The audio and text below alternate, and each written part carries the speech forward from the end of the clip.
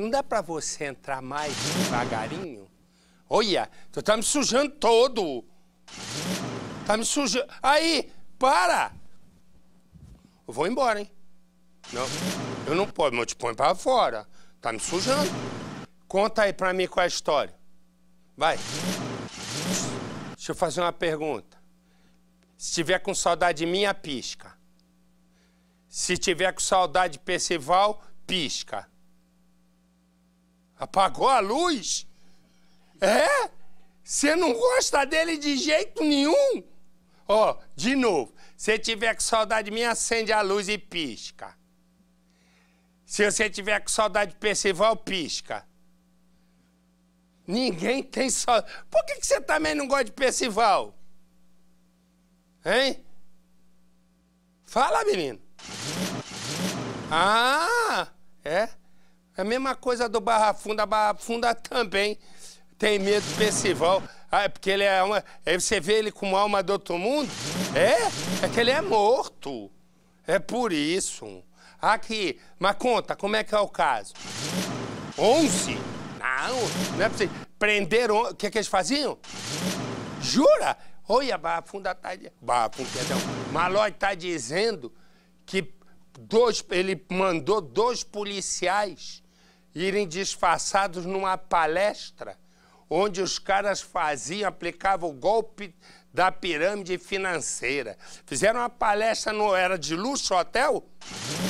Ó, num hotel de luxo eles fizeram uma palestra dizendo para as vítimas que iam dobrar o investimento dela. Eram quantos policiais? 2 mesmo? É?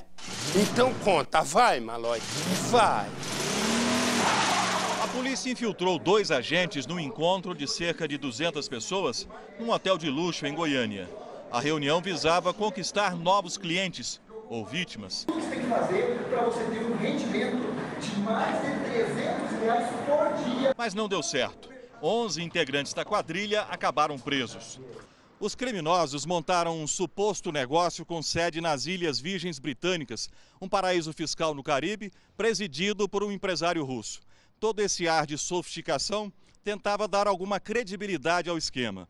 Mas, na verdade, era apenas mais uma pirâmide financeira dessas que já lesaram milhares de pessoas no Brasil. Essa quadrilha conseguiu persuadir empresários, pessoas abastadas, afortunadas e também pessoas, conforme eu disse, com dificuldade financeira, pessoas humildes. O esquema tinha uma ideia básica: promover visualizações de páginas na internet, os chamados views, e conquistava clientes com ofertas tentadoras, como essas exibidas no vídeo publicitário da Speed Dollar. Quanto mais divulgadores temos em nosso time, mais views conseguiremos para nossos clientes. Isso implica em melhores posicionamentos nos mecanismos de busca e, consequentemente, no aumento de vendas em massa. Mas para isso, quem quisesse ser um divulgador do grupo teria que comprar cotas com preços entre R$200 e R$3.400. A promessa era receber o dobro em apenas 28 dias. Você terá uma rentabilidade de 10% ao dia, duplicando o valor do investimento em 28 dias. O investidor que conseguisse convencer mais gente a entrar no negócio ganhava pontos e mais dinheiro. A pirâmide tem participantes em 5 estados e no Distrito Federal. Os líderes da quadrilha costumavam ostentar luxo e posses para impressionar as vítimas. Este carro, apreendido pela polícia, é de um deles. Ricardo Araújo, chefe do esquema em Goiás, costumava contar nas reuniões que ganhava R$500 mil por mês. Ele e outros da quadrilha já estiveram presos outras vezes pelo mesmo crime. Primeiro que isso aqui depõe contra a polícia, né, bonitão? Tá aí, já tinha que ter mandado tirar. Tudo estelionatário, rosto escondido. Segundo, vou falar uma coisa pra você. Palavra de honra. É melhor não prender os caras de golpe estelionato. E vou explicar por quê. Porque prende e a justiça solta. Você vê aí, eles já estiveram presos várias vezes pelo mesmo crime. E não acontece nada. É uma absoluta perda de tempo. A polícia fica meses numa investigação e não é possível que a justiça não consiga abrir o olho e dizer, caramba, porque o crime de estelionato mata. Mata, e explico por quê. Imagina você ter um dinheiro para comprar uma casa. Os caras te dão um golpe, te vendem uma casa que não existe. Quando você vai lá, documentação é falsa, tudo é falso. Né? Eu já vi isso com uma senhora. Né? Ela deu o dinheirinho, eles tinham alugado a casa, falsificaram o documento, levaram a senhora na casa, a casa vazia, passaram o documento para o nome dela, era tudo falso. E ela teve a vida abreviada. Por quê? Porque ela entrou em depressão. Mata, só que a justiça mata mais do que a quadrilha de estelionatário. E por que mata? Mata a gente de raiva e de vergonha. São duas coisas, raiva e vergonha da justiça brasileira. Porque não faz nada em relação a casos assim. Pensa no seguinte, um pai, um pai, um filho e um sobrinho são presos. Eles sequestraram uma senhora de 66, né? Também 66 ainda hoje em dia não é tão senhora assim já. Hoje em dia, com todos os recursos. Pois bem, sequestraram uma senhora. Ela é mãe de um ganhador da Mega Sena. Ela foi levada por um cativeiro aqui no interior de São Paulo. Só que num dos descuidos, ela conseguiu fugir e avisou a polícia. Me dá os presos. Vai vendo aí, ó. Esse é o trio que foi preso na chácara, olha o tamanho dos caras, na chácara alugada, né, para ser o cativeiro. Um deles, olha o tamanho dos caras, um deles é empresário, dono de um posto de gasolina que bolou todo o sequestro. Olha aí os caras, repara, um deles é o dono de um posto de gasolina. O cara, para ser dono de um posto de gasolina, ele deve ganhar dinheiro. Não, mas ele queria mais. Põe no Cidade. 3 sequestradores da mesma família. Pai, filho e sobrinho, que juntos agora vão para a cadeia. Alex Alcântara Pagiato é um empresário de 39 anos, dono de um posto de combustíveis, que decidiu sequestrar a mãe do ganhador da Mega Sena. As pessoas que fizeram esse sequestro, até pela primariedade, demonstraram assim, um grau de inexperiência muito grande. Tanto no momento em que a vítima foi arrebatada da casa, a preocupação dos sequestradores com a saúde da vítima não é típico de sequestro. Eles chegaram a retornar com o carro para casa para que ela tomasse a medicação dela. A vítima foi sequestrada dentro de casa por homens armados. Um deles seria o sobrinho de Alex. Ela conseguiu tirar parcialmente o capuz que envolvia o rosto de um deles. Como ela conseguiu visualizar o rosto. Fotograficamente, ela identificou dada a semelhança. Para manter a vítima refém enquanto pediam resgate à família, os sequestradores alugaram uma chácara de festas na zona rural de Limeira. Alex Alcântara Pagiato Júnior, estudante de 19 anos, seria o responsável pelo cativeiro. Um dos pontos importantes para chegar aos sequestradores foi o carro de Alex. O veículo foi usado no dia do crime, com o empresário dirigindo até o cativeiro. A Polícia Civil de Americana já conseguiu na Justiça um mandado de prisão temporária para os 3 suspeitos. O crime de sequestro é considerado hediondo e, nesse caso, ainda há o agravante da vítima ser idosa, o que deve deixar a pena ainda maior caso eles sejam condenados. Mas o trabalho não termina por aqui. A Polícia Civil continua investigando, porque há suspeita de que mais pessoas também tenham participado do crime. E aí, vou dizer uma coisa. Até provar, aí diz que é primário, a justiça deixa responder em liberdade e por aí vai seguindo. Pensa numa história, esse homem e o filho vão chegando em casa. Eles percebem que o portão está arrombado. De repente, da casa, um criminoso sai atirando. Ele, para salvar o filho, se joga na frente e acaba baleado. Dias depois, o mesmo criminoso volta na casa. Tem imagem da casa? Olha aí, coloca fogo na casa, coloca fogo em tudo. A polícia vai e diz, peraí, o cara ia assaltar, agora ele está vindo como vingança. A polícia descobre que o filho do homem que levou o tiro já teve envolvimento com drogas. Põe no Cidade. Um homem trabalhador, honesto, bom pai.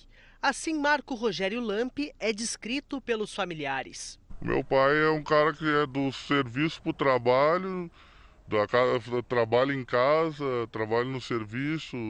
Se tiver que trabalhar para outro colega, ele vai lá e trabalha. Já trabalhou 2 dias, já trabalhou em 2 empregos. O vigilante de 49 anos agora corre risco de vida porque tentou salvar o filho da mira de um criminoso. Era início de noite, pai e filho estavam voltando para casa depois de terem comprado uma televisão no centro de Gravataí. Quando eles chegaram aqui na rua, notaram que tinha algo estranho. Foram se aproximando de casa e viram que a porta tinha sido arrombada. Mesmo assim, eles entraram. Quando chegaram ali dentro, se surpreenderam com a presença de um homem armado. Este homem saiu atirando. O alvo era o jovem de 21 anos. O pai, desesperado, se colocou à frente do filho e acabou baleado 2 vezes. O jovem conseguiu fugir. O jovem, que se esconde com medo, nos contou que já vinha recebendo ameaças de um amigo com quem teve um desentendimento. Eu estava avisando há dias, só que meu pai é uma pessoa boa demais, não acreditava que a gente pudesse ser atacado, entendeu? Depois de atirar em Marco, o criminoso ainda fez mais. Desta vez, com a ajuda de comparsas, ele colocou fogo na casa onde a família morava. A casa ficou completamente destruída, não restou nada ali dentro. Roupas, móveis, tudo foi queimado. A família ficou sem nada. Agora a casa está fechada, eles saíram daqui e nunca mais voltaram. No local moravam os pais do jovem e um irmão. Agora eles estão sem casa e precisam da ajuda de amigos e parentes. Estamos com a ajuda de uns parentes aí, os sindicatos vigilantes, amigos do meu pai, estão buscando ajudar nós aí com móveis usados. A polícia já tem um suspeito. Segundo o delegado responsável pelo caso, o possível envolvimento do filho da vítima com tráfico de drogas pode ser um dos motivos para o crime.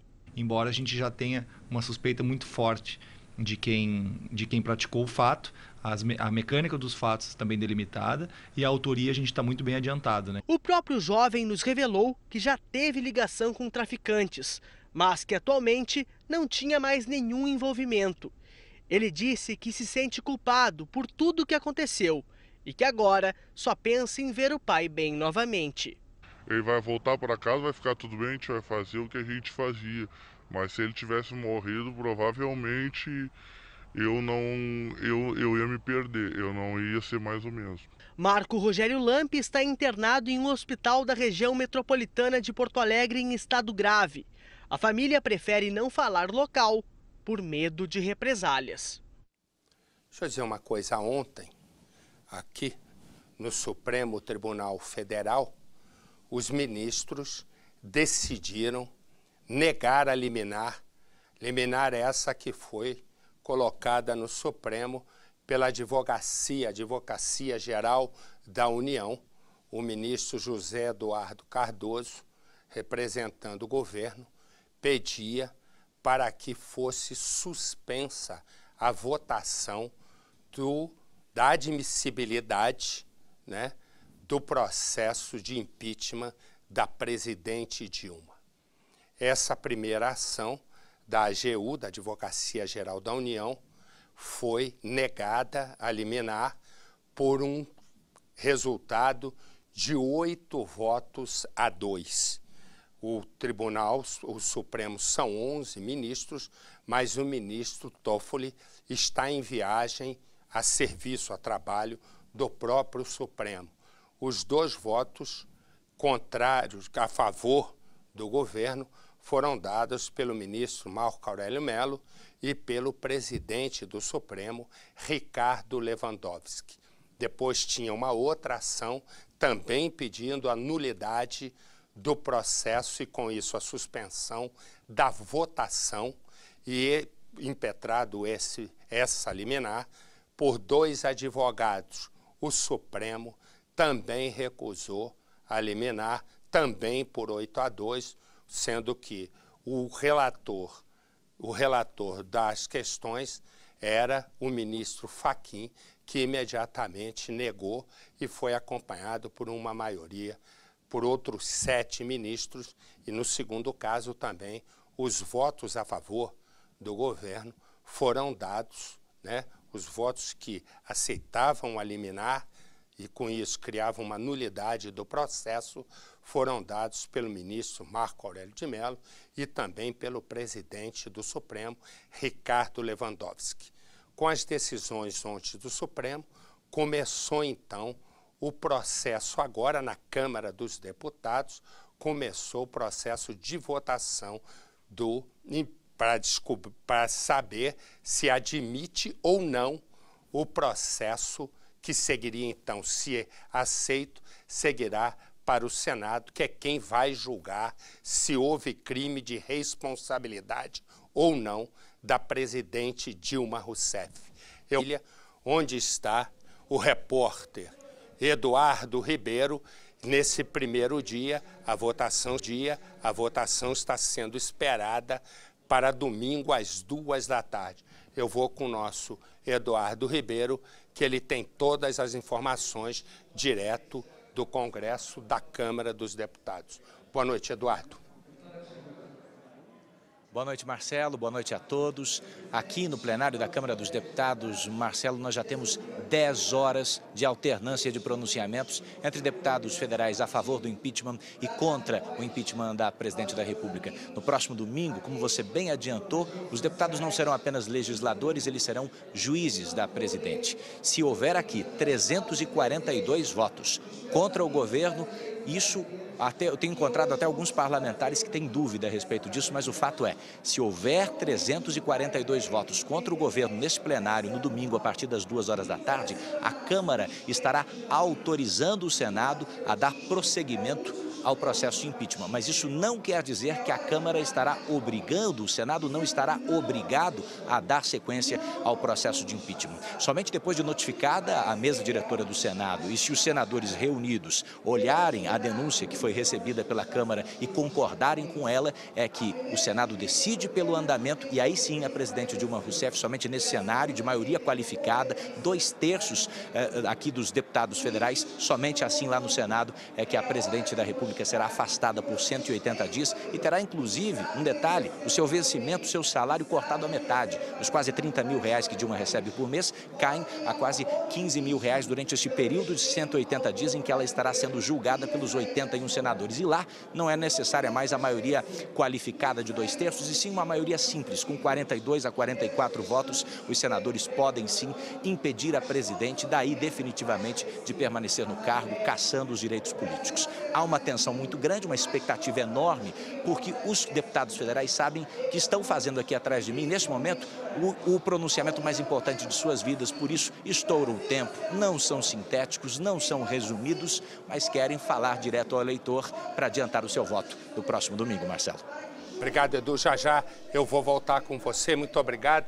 Já já eu vou ter mais informações de Brasília com o Eduardo Ribeiro. Ele explicava se porventura a Câmara aceita, né, admite que a presidente cometeu crime de responsabilidade, vai para o Senado, que tem que dizer se vai ou não dar prosseguimento ao processo. Se der prosseguimento ao processo, a presidente Dilma fica 180 dias afastada, ela recebe, como disse o Eduardo, só metade do salário e, ao mesmo tempo, ela não pode frequentar o Palácio do Planalto. Ela pode ficar no Palácio Alvorada, residência oficial, ou na Granja do Torto, que normalmente é usada nos fins de semana. Ela mantém a segurança pessoal, tem direito ao carro e também aos seus assessores. E nessa questão também, ela perde o direito a usar o avião da Presidência da República. Andando o processo e ela afastada por 180 dias, assume o vice-presidente da República, Michel Temer. E ele pode, então, trocar todo o gabinete e mexer nos ministros. Serão, então, num período de 6 meses, ele vai tocando o país, se porventura o Senado aceitar o processo e, enfim, deixar a presidente Dilma em julgamento por um crime de responsabilidade. Mas há uma outra característica no processo. Indo para o Senado, não é o presidente do Congresso e do Senado, o senador Renan Calheiros, quem toca o processo, e sim quem assume a presidência da questão é o presidente do Supremo Tribunal Federal, Ricardo Lewandowski. Essas são as informações. Já já nós vamos ver de Brasília como as coisas estão caminhando nesse primeiro dia de votação. Votação essa que vai se dar domingo às 2 da tarde e a Record vai estar durante todo o dia com a transmissão das questões envolvendo o processo de crime de responsabilidade da presidente Dilma Rousseff e ver se a Câmara dos Deputados admite, né, de que houve o crime para então o processo ser julgado no Senado Federal. Me dá a imagem, por favor. A imagem que você está vendo é uma estrada de terra onde um homem, aí está, foi executado com 10 tiros. Os tiros foram disparados com uma pistola. Os tiros foram disparados numa pistola que pertence ao Exército. Põe no Cidade. Um cenário assustador. Um homem foi assassinado com mais de 10 tiros. Segundo a polícia, ele começou a receber os disparos ainda dentro do carro, como indicam as marcas deixadas na porta do motorista. A vítima ainda não tinha sido identificada, mas devia ter aproximadamente 35 anos. O caso ainda está sendo investigado, mas a polícia suspeita que o autor do homicídio estivesse dentro do veículo, saído do banco do passageiro, já efetuando diversos disparos. A vítima tentou fugir das ameaças, mas não teve jeito. 20 metros adiante, acabou caindo no chão, já sem vida. Uma viatura do Tático Operacional fazia a ronda e os policiais ouviram o barulho dos tiros.